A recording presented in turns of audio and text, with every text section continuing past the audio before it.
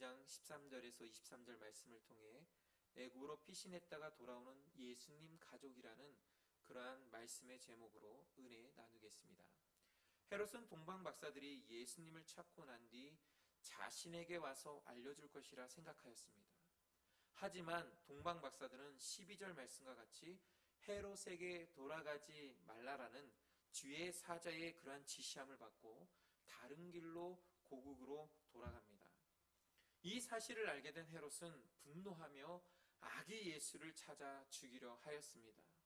이때 요셉이 잠을 자고 있을 때에 13절 말씀과 같이 주의 사자가 현몽하여 헤롯이 아기를 찾아 죽이려 하니 일어나 아기와 마리아를 데리고 애굽으로 피신하여 내게 이르기까지 거기 있으라 하였습니다. 이 말을 들은 요셉은 일어나서 밤에 아기와 마리아를 데리고 애굽으로 떠나 헤롯이 죽기까지 거기서 머물렀습니다. 본문은 이 일이 옛 선지자를 통해 예언하신 대로 15절 하반절 말씀과 같이 주께서 선지자를 통하여 말씀하신 바 애굽으로부터 내 아들을 불렀다함을 이루려 하심이라 라고 말씀하고 있습니다. 하나님은 예수님의 탄생하기까지 그리고 탄생 후 예수님의 모든 사역까지 선지자들을 통해 말씀하신 그러한 예언대로 하나하나 이루시는 것을 우리는 볼 수 있습니다. 하나님은 지금도 살아 역사하시며 또한 말씀을 통해 역사하는 그러한 분이십니다. 그러므로 말씀으로 지음받은 우리는 하나님이 말씀을 통해 하시는 그러한 말씀에 귀를 기울이고 순종하며 그가 인도하는 인생과 미래로 나아가 큰 은혜의 삶을 누리길 바랍니다. 오늘 본문은 예수님에 대한 하나님의 예언을 따라 이루어진 사건에 대한 그러한 증거를 말씀해 주고 있는데 이 증거는 하나님의 계획하심 속에 이루어진 것임을 말씀하고 있습니다. 또한 예수님도 예언을 따라 진리를 따라 하나님의 약속을 이루셨음을 우리는 볼 수 있습니다. 그럼 오늘 본문의 말씀을 통해서 어떻게 또한 말씀을 이루어 가시는지 또 이루시는지 그것을 우리가 크게 세 가지로 나누어 살펴보겠습니다. 우리가 먼저 살펴볼 것은 16절에서 18절 말씀으로서 헤롯의 박해입니다. 헤롯은 동방 박사들을 통해 아기 예수가 태어난 곳을 쉽게 찾아낼 줄 알았습니다. 하지만 16절 말씀과 같이 동방 박사들이 헤롯을 피해 자신이 살고 있던 곳으로 갔다라는 사실을 알고 난 후 이 헤롯은 심히 노하며 이 신하들을 불러 베들레헴과 그 근방에 있는 모든 지경 가운데 있는 사내 아이들을 찾아 박사들이 예수에 대해 말한 그때를 기준으로 2살부터 그 아래로 다 죽이라 명합니다. 그러자 신하들은 헤롯의 명을 따라 아기를 죽였습니다.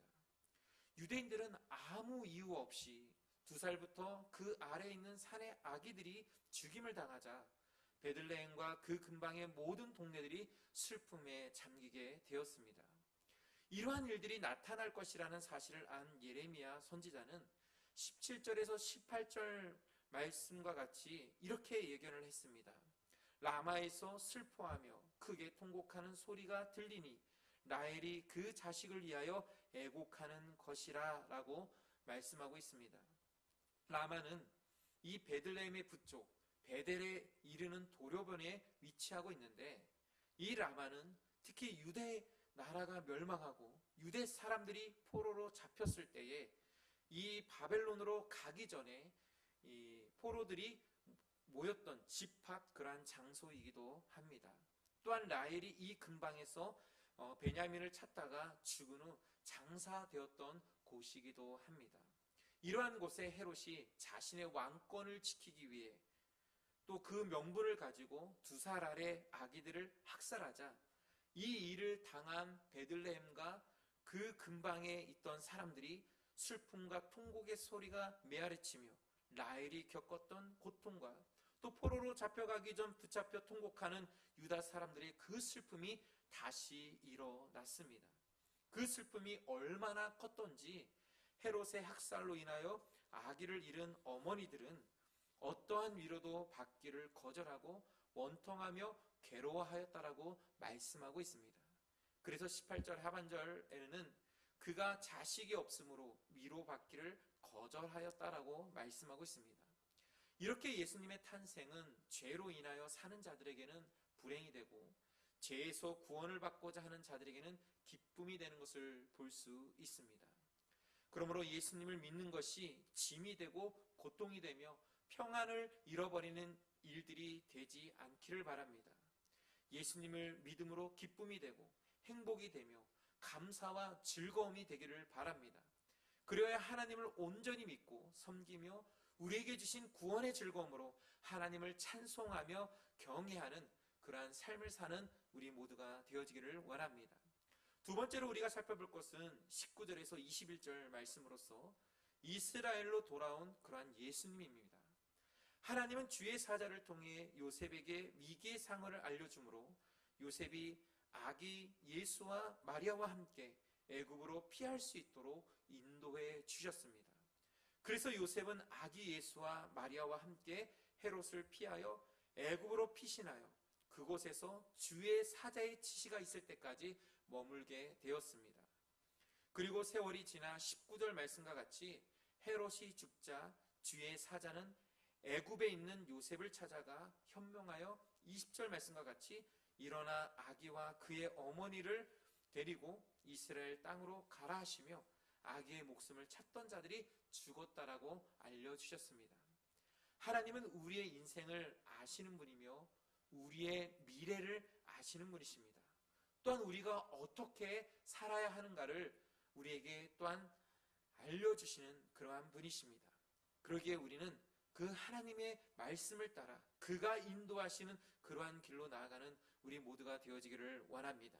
그러므로 우리는 하나님의 말씀에 귀를 기울이고 순종하며 그 은혜를 누리는 우리 모두가 되어지기를 원합니다. 그러면 하나님은 요셉과 같이 피할 길을 주시며 또 다윗과 같이 싸워서 승리하게 하십니다. 오늘도 하나님이 말씀하시는 음성에 귀를 기울이고 하나님이 인도하신 그 길에 순종하며 또한 하나님의 돌보심과 인도하심을 통해 안전을 누리고 행복을 누리는 또 형통함을 누리는 그런 우리 모두가 되어지기를 원합니다. 마지막으로는 22절에서 23절 말씀으로 나사렛에 머문 그러한 예수님입니다. 헤롯의 아들 중 아켈라오라는 이 헤롯의 그러한 아들이 있었는데 22절 말씀과 같이 이 자가 바로 임금이 되었습니다.